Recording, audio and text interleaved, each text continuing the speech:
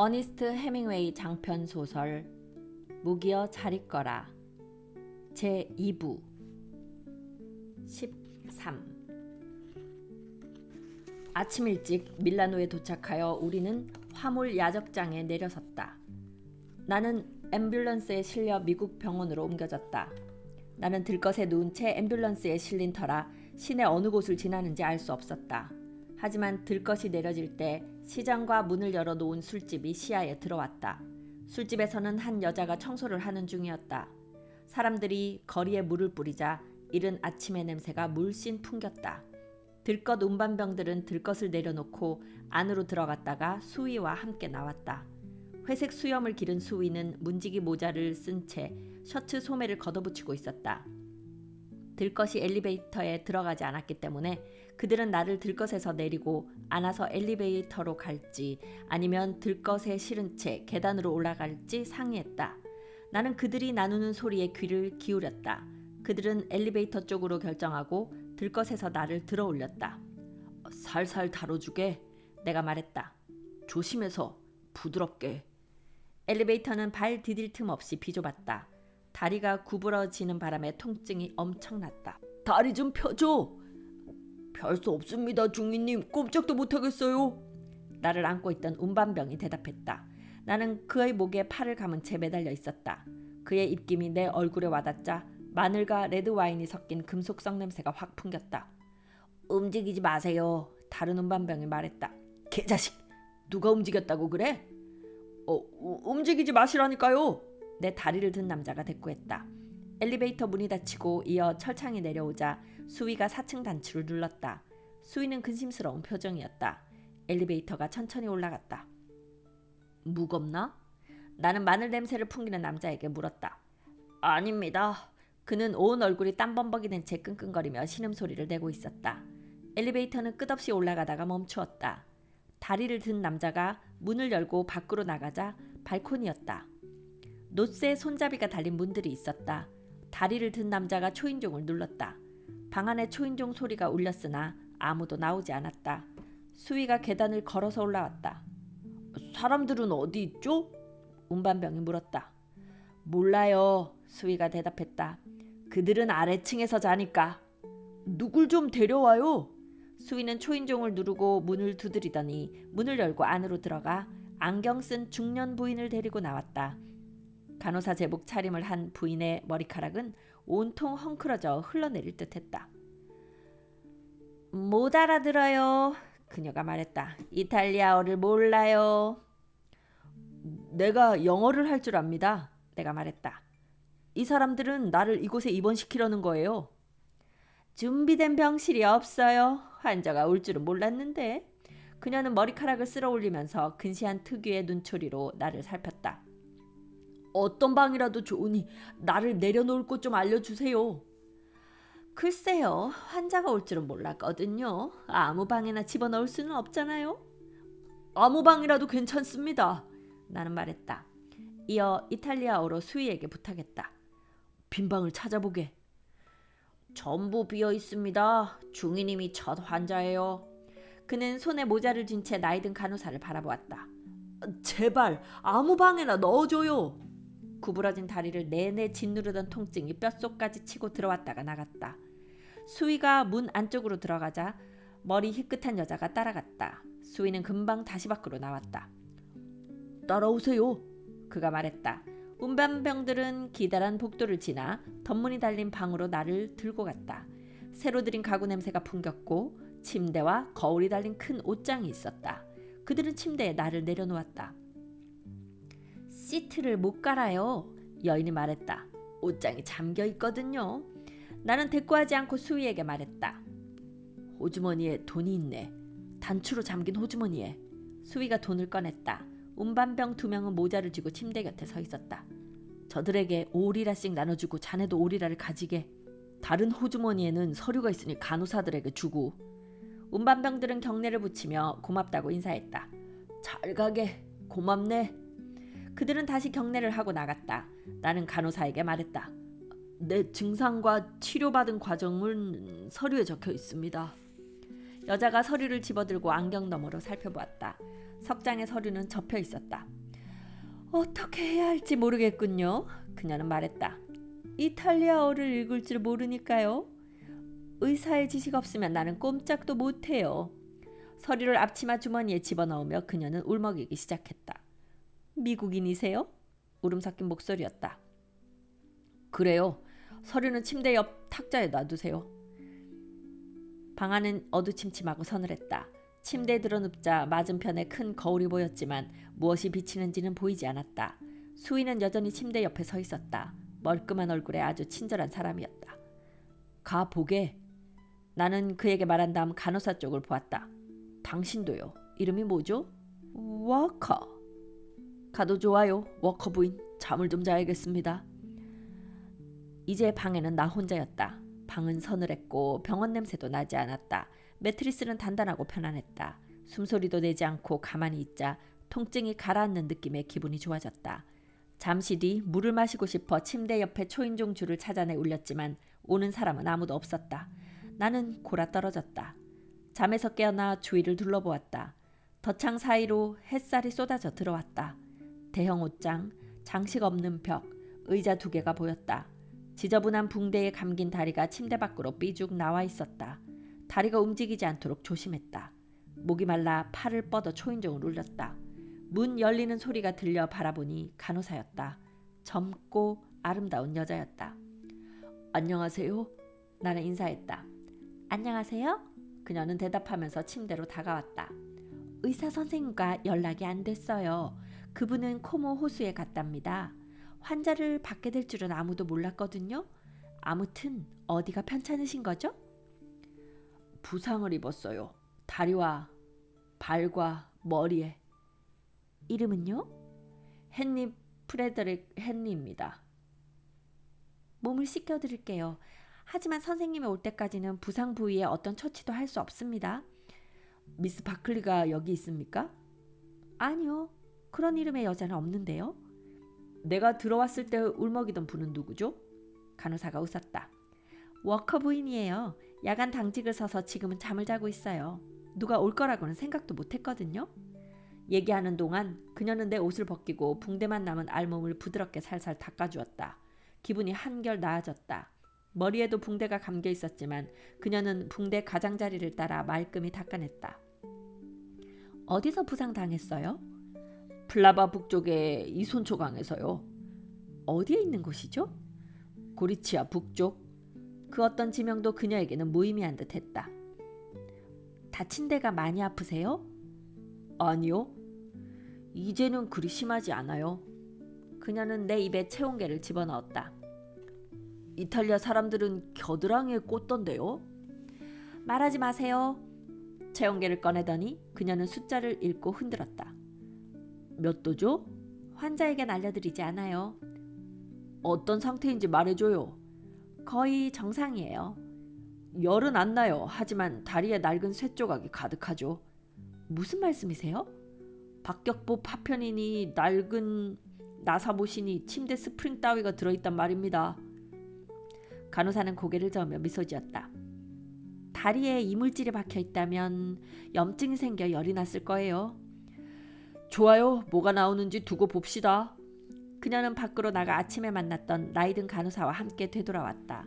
두 사람은 내가 누워있도록 그대로 둔 채 침대를 정돈했다. 나로서는 새로운 일이었는데 그들은 아주 능숙하게 해냈다. 이곳 책임자는 누구죠? 미스 반 캄퍼니예요. 근무하는 간호사는 몇 명입니까? 우리 둘뿐이죠. 더 오지 않나요? 몇 명이 더 올 예정이랍니다. 언제? 잘 몰라요. 환자치고 질문이 참 많군요. 환자가 아닙니다. 내가 정정했다. 부상 군인이죠. 그들은 침대 정돈을 마무리했다. 깨끗하고 뽀송뽀송한 시트 위에 누운 내 몸을 또 다른 시트 한 장을 덮었다. 워커 부인은 방에서 나가 파자마 상의를 가져왔다. 두 사람은 내게 옷을 입혔다. 아주 청결하고 제대로 된 옷을 입은 느낌이었다.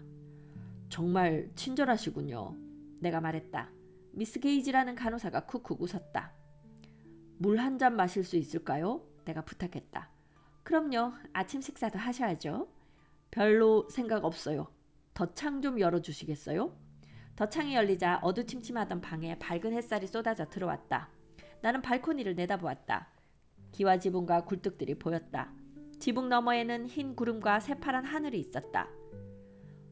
다른 간호사들이 언제 오는지 모르세요? 왜요? 우리가 당신에게 잘못해주고 있나요? 무척이나 잘해주고 있어요. 환자용 변기 사용하시겠어요? 한번 해보죠. 볼일을 보도록 두 사람이 거들어 주었지만 아무 소용이 없었다. 결국 나는 침대에 다시 드러누워 열린 창문으로 발코니 쪽을 내다보았다. 의사는 언제 오나요? 올 때까지는 몰라요. 코모 호수에 전화를 해두었어요. 다른 의사들은 없나요? 이 병원 전담 의사는 그분이에요. 미스 게이지가 주전자와 컵을 가지고 왔다. 내가 물 석 잔을 마시자 두 간호사는 방에서 나갔다. 나는 잠시 밖을 내다보다가 잠들었다. 그 후 점심을 조금 먹었고 오후에는 간호부장 미스 반 캄퍼니 나를 보러 왔다. 그녀는 나를 못마땅해 했고 나도 그녀가 마음에 들지 않았다. 작달막한 몸매에 무엇이든 수상쩍게 여기는 여자였는데 자신의 능력에 비해 현재의 지위가 너무 낮다는 듯 거드름을 피웠다. 그녀는 이런저런 질문을 던졌다. 내가 이탈리아 군대에서 복무하는 것이 약간 창피스러운 일이라고 생각하는 듯 했다. 식사 중에 와인을 마실 수 있나요? 내가 물었다. 의사 처방이 있어야 합니다. 그럼 의사가 돌아올 때까지 안 되는 겁니까? 절대 안 돼요. 결국 오긴 오는 건가요? 코모 호수에 전화를 걸었어요. 그녀가 나가자 미스 게이지가 다시 들어왔다. 왜 미스 반 캄펀에게 무례하게 굴죠? 그녀는 능숙하게 뭔가를 처치하더니 물었다. 그럴 생각은 없었어요. 거만한 여자더군요. 오히려 당신이 거만하고 무례하다고 그러던데요? 난 안 그랬어요. 하지만 의사 없는 병원이라니 말이 안 되잖아요. 오실 거예요. 코모호수에 전화를 걸었으니까. 그곳에서 뭘 하는 건가요? 혹시 수영이라도? 아니에요. 그곳에 개업한 병원이 있어요. 왜 다른 의사를 두지 않는 거죠? 조용조용. 얌전하게 기다리면 의사가 올 거예요. 나는 사람을 보내 수위를 불렀다. 그에게 와인 가게에서 친자노 한 병, 키안티 한 병, 석간신문을 사다 달라고 이탈리아어로 부탁했다. 그는 밖으로 나갔다가 신문으로 둘둘 감은 와인병을 가지고 돌아와 풀었다. 나는 그에게 코르크 마개를 따고 와인과 베르무트를 침대 밑에 넣어두라고 했다. 그러고는 혼자 침대에 누워 한참 동안 신문을 읽었다. 신문은 전선의 상황을 전하며 전사한 장교들의 명단과 그들에게 수여된 훈장을 보도했다. 나는 침대 밑으로 손을 뻗었다. 친자노병을 집어 배 위에 올려놓은 다음 그 옆에는 차가운 유리컵을 두고서 조금씩 마셨다. 술을 마시는 내내 병을 그대로 둔 탓에 배에는 술병 밑바닥의 동그란 자국이 생겼다. 나는 시내 지붕들 위로 어스름이 지는 광경을 지켜보았다. 제비들이 포물선을 그으며 날았고 쏙독새는 지붕 위에서 유유히 떠다녔다. 그런 광경을 바라보며 친자노를 홀짝거리고 있자니 미스 게이지가 달걀에 설탕과 우유 따위를 넣은 음료가 담긴 컵을 가지고 올라왔다. 나는 술병을 침대 구석에 숨겼다. 미스 반 캄퍼니 여기에 쉐리주를 조금 섞었어요. 그녀에게 무뚝뚝하게 굴지 마세요. 나이도 있는데다가 이 병원에서 큰 책임을 맡고 있으니까요. 워커 부인은 나이가 너무 많아서 캄퍼에게 별 도움이 안 돼요. 캄퍼는 훌륭한 분이에요. 나는 대답했다. 난 깊이 감사드려요. 곧 저녁 식사를 갖다 드릴게요. 괜찮아요. 별로 배고프지 않습니다. 그녀가 쟁반에 든 음식을 침대 머리맡 탁자에 놓자 나는 고마움을 표시하고 조금 먹었다. 창밖 풍경은 어둠에 묻히고 탐조등에서 쏘아올린 불빛이 하늘에서 어른거렸다. 나는 잠시 야경을 지켜보다가 잠에 빠졌다. 깊은 잠이었다. 딱 한 번 땀을 흘리며 깨어나 겁에 질린 채 악몽을 꾸지 않으려 애쓰면서 다시 잠들었다. 나는 해뜨기 훨씬 전에 깨어나 수탉들이 우는 소리를 듣고 날이 훤히 밝을 때까지 내내 깨어 있었다. 정말 피곤했다. 주위가 완전히 환해졌을 때 나는 다시 잠들었다. 14. 눈을 뜨자 방 안에 밝은 햇살이 가득했다. 나는 전선에 복귀한 것으로 착각하고 침대 바깥쪽까지 몸을 쭉 뻗어보았다. 다리에서부터 통증이 스멀스멀 올라왔다. 여전히 지저분한 붕대에 감겨있는 다리를 내려다보고서야 비로소 내가 어디에 있는지를 깨달았다. 손을 뻗어 초인종을 울렸다. 복도에서 찌르릉 소리가 났고 고무 밑창을 덧댄 신발을 신은 누군가 복도를 걸어오는 소리가 들렸다. 미스 게이지였다.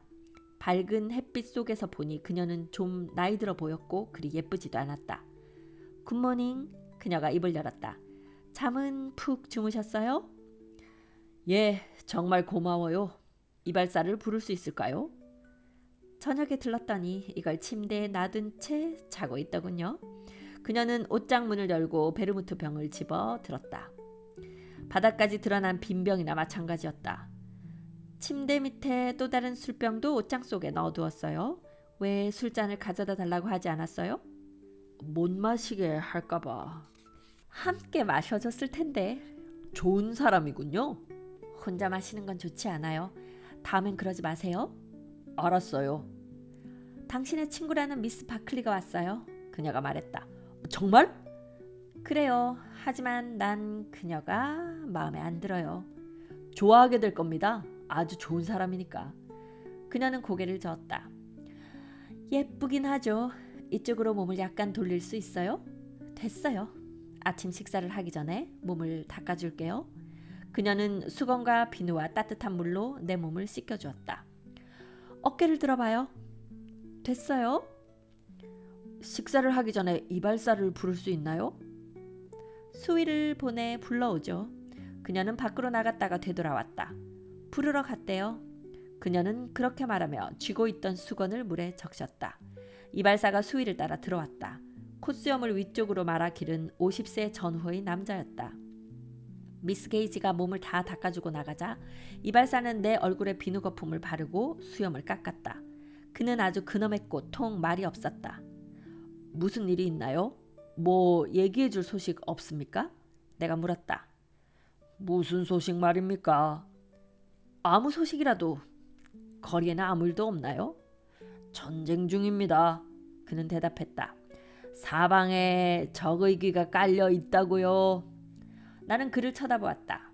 제발 움직이지 말아요. 그는 계속해서 면도를 했다. 나는 아무 얘기도 안 할 겁니다. 당신 왜 그래요? 내가 물었다. 뭐가 말입니까? 난 이탈리아 사람입니다. 적과 소통하지 않아요. 나는 그가 짓거리는 대로 놔두었다. 이 친구가 미친 거라면 면도를 빨리 끝낼수록 좋은 일이다. 내가 딱 한 번 그의 얼굴을 빤히 쳐다보았을 때 그는 이렇게 말했다. 조심해요. 면도칼은 날카로우니까. 면도가 끝나자 나는 요금을 계산하고 팁으로 반 리라를 주었다. 그는 팁으로 준 동전들을 되돌려 주었다. 난 안 받겠어요. 전선에는 나가지 않았지만 난 이탈리아 사람입니다. 젠장. 여기서 썩 나가요. 허락해 주신다면야. 그는 대답하고 면도칼을 신문지에 둘둘 감았다. 그러고는 동전 5잎을 침대 머리맡 탁자에 그대로 둔 채 나가버렸다. 나는 초인종을 눌렀다. 미스 게이지가 들어왔다. 수위를 좀 불러주시겠어요? 그러죠. 수위가 들어왔다. 그는 웃음을 참느라 애쓰고 있었다. 그 이발사는 정신병자인가요? 아닙니다, 시녀리노. 그 친구가 착각을 한 거예요. 내가 당신을 오스트리아 장교라고 한 것으로 잘못 들었답니다. 아, 그랬군. 하하하. 수위는 웃음을 터뜨렸다. 우스꽝스러운 녀석이에요. 중이님이 꼼짝이라도 했다면 그는 이렇게... 그는 집게 손가락으로 자신의 목을 그었다. 그는 계속 터져나오는 웃음을 참느라 애썼다. 중이님이 오스트리아 사람이 아니라고 말했더니 내가 씁쓸하게 웃으며 말했다. 그 녀석이 내 목을 그었다면 참 재미있었을 텐데. 아니죠, 시녀리노. 아닙니다. 아니에요. 그 친구는 오스트리아인을 몹시 무서워하거든요. 이제 그만 가봐요. 그가 밖으로 나가고 나서도 복도에서 웃음소리가 들려왔다. 이어 누군가가 복도를 따라 걸어오는 소리가 났다. 나는 문 쪽을 바라보았다. 캐서린 바클리였다. 그녀가 방 안으로 들어와 침대로 다가왔다. 안녕, 달링. 그녀가 인사했다. 캐서린은 젊고 발랄하고 대단히 아름다웠다. 이렇게 아름다운 여자는 본 적이 없다. 안녕. 나도 화답했다. 그녀를 본 순간 나는 그녀를 사랑하게 되었다. 내 내면의 모든 것이 뒤집혀 버렸다. 그녀는 문 쪽을 뒤돌아보고 아무도 없는 것을 확인하더니 침대 가장자리에 걸터앉아 허리를 굽혀 내게 입을 맞추었다. 나는 그녀를 거세게 끌어안으며 키스했다. 그녀의 심장 박동이 내 가슴에 느껴졌다. 사랑스러운 사람, 이렇게 여기 오다니 정말 너무 멋지군. 오는 건 그리 어렵지 않았어요. 하지만 이곳에서 계속 근무하기는 어려울 거예요. 여기서 오래 근무하게 될 거야. 내가 말했다. 아, 당신은 정말 멋져. 나는 미칠 정도로 그녀가 좋았다. 그녀가 실제로 이곳에 있다는 게 믿기지 않아 그녀를 꼭 껴안았다. 이러면 안 돼요. 아직 완쾌되지 않은 몸으로. 아니, 튼튼해. 자, 이리 와. 아니에요. 당신은 몸도 안 좋잖아요. 난 건강해. 자, 어서. 날 사랑하나요? 진심으로 사랑해. 미쳐버릴 정도로. 자, 어서. 우리의 가슴이 뛰는 걸 느껴봐요. 우리의 가슴 따위가 다 뭐람. 난 당신을 원해. 당신 때문에 온몸이 불타고 있어. 정말 날 사랑해요? 자꾸 그런 소리 하지 마. 어서 제발 캐서린. 좋아요. 하지만 빨리 끝내야 해요. 알았어. 나는 말했다. 자, 가서 저 문 좀 닫아줘. 안 돼. 이러면 안 돼요. 그런 말은 그만해. 제발 이리 와. 캐서린은 침대 옆 의자에 앉았다. 아까 닫았던 문은 복도 쪽으로 열어놓았다. 후끈 달아오른 사랑의 순간이 지나가자 나는 기분이 훨씬 좋아졌다. 그녀는 물었다. 이제 내가 당신을 사랑한다는 걸 믿어요? 그래, 당신 정말 사랑스럽군. 내가 대답했다. 당신은 이 병원에 오래 있어야 해. 아무도 당신을 다른 곳으로 보낼 수 없어. 내가 당신을 미칠 듯이 사랑하니까. 정말 조심해야 해요. 좀 전의 행동은 미친 짓이었어요. 절대 해서는 안 되는 일인데. 한밤중에는 괜찮을 거야. 정말 조심해야 돼요. 특히 다른 사람들 앞에서는 더욱 신중하게 행동해요. 그러지. 반드시 그래야 해요. 멋진 사람. 당신 정말 날 사랑하죠? 다시는 그런 말 하지 마. 그런 소리가 나한테 어떤 영향을 주는지 모르지. 정말 섭섭하다고. 조심할게요. 섭섭하게 하려는 게 아니에요. 이젠 정말 가볼게요, 달링. 금방 돌아와. 짬을 봐서 다시 올게요. 안녕. 안녕, 내 사랑. 그녀가 방에서 나갔다. 맹세코 난 그녀와 사랑에 빠지고 싶지 않았다. 그 누구도 사랑하고 싶지 않았다. 하지만 난 사랑에 빠진 채 이렇게 밀라노 미군 병원의 병상에 드러누워 있다. 온갖 생각들이 머리를 스쳐 지나갔다.